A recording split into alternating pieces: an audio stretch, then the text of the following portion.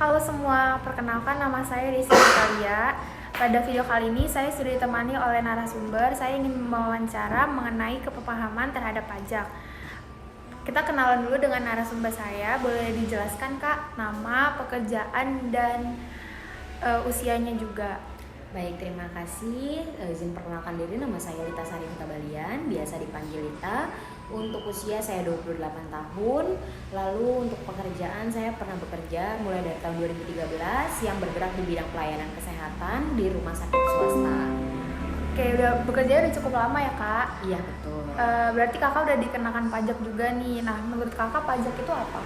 Pajak itu adalah iuran atau pungutan biaya yang wajib kita bayarkan baik perorangan maupun perusahaan yang dibebankan kepada perorangan ataupun perusahaan untuk dibayarkan demi kepentingan masyarakat umum, seperti itu.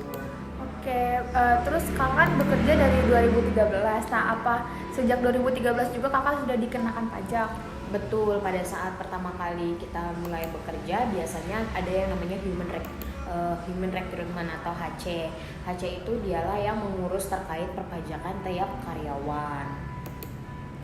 Terus menurut Kakak penting nggak sebagai warga negara Indonesia untuk membayar pajak? Sangat penting dong, karena kan pajak sendiri bisa dialokasikan dananya bisa untuk pelayanan umum, bisa untuk pertahanan, ekonomi, bisa juga untuk kesehatan, pariwisata, dana alokasi umum, dana alokasi daerah. Jadi uang pajak kita tuh banyak banget dipakai untuk benar-benar pelayanan kepada masyarakat.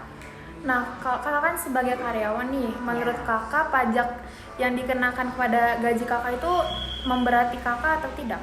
Tidak sama sekali ya, karena kan pajak sendiri untuk karyawan memang tidak semuanya di cover oleh karyawan, tapi perusahaan juga mengcover seperti itu. Jadi untuk biayanya sendiri itu tidak terlalu berat. Terus kalau untuk masalah lapor pajak nih, Kakak ada kesulitan apa sih? Enggak sih, kalau untuk lapor pajak, secara kan lapor pajak itu memang wajib 1 tahun sekali aja. Dan sekarang juga sudah sistem by online semua, jadi mudah banget sih. Kalau tadi kan mengenai pajak penghasilan, nah terus pajak yang kita kenai di sehari-hari nih seperti saat makan ataupun berbelanja, Kakak merasa diberati nggak oleh pajak pertambahan nilai itu?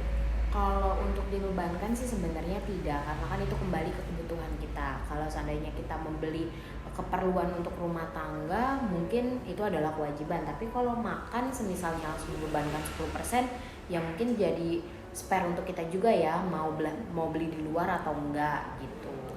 Menurut Kakak sendiri nih, warga negara Indonesia tuh pemahaman tentang pajaknya udah cukup atau masih harus diedukasi lagi? Sepertinya harus diedukasi ya, karena masih banyak orang yang nggak tahu kalau pajak itu tuh sebenarnya ada range-nya. Jadi kalau pada kurun biaya berapa sampai berapa memang dia tidak akan dibebankan. Mungkin masih banyak yang nggak tahu, jadi takut untuk yang namanya bikin pajak NPWP seperti itu.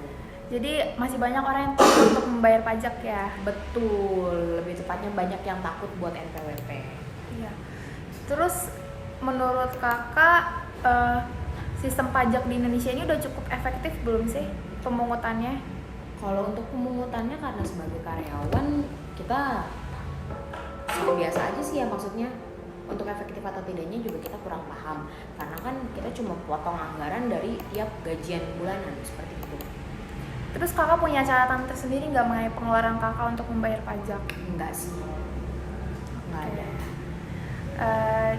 Udah cukup jelas ya Kak untuk wawancara pada hari ini. Terima kasih udah berkenan untuk ditanyakan mengenai pajak. Semoga pemahaman pajak masyarakat Indonesia terhadap pajak tuh semakin lebih baik lagi, sehingga kita sama-sama memiliki kesadaran untuk membayar pajak. Karena pajak itu walaupun kita tidak merasakan dampaknya langsung, tapi itu untuk membangun negeri ini, untuk membuka lapangan kerja, untuk membangun sarana publik. Terima kasih Kak, terima kasih teman-teman yang udah menonton. Sukses terus ya.